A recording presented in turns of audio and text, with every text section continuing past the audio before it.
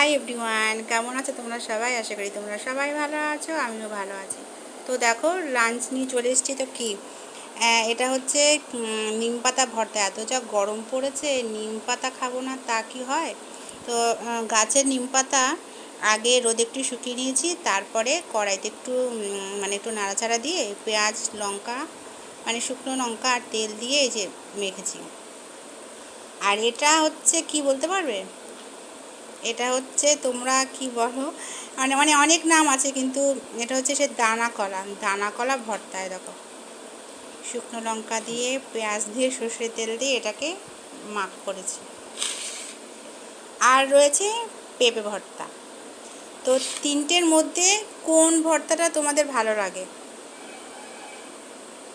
আর করেছি এই যে ডিম। তিনটে মানে রয়েছে বলে ভেবো না যে তিনটে আমি খাবো। একটা আমি, একটা মা, আর একটা হচ্ছে প্রিন্স। তো তিনটের মধ্যে কোন ভর্তাটা কে ভালোবাসো অবশ্যই আমাকে কমেন্ট করো। ওকে, বাই, থ্যাংক ইউ।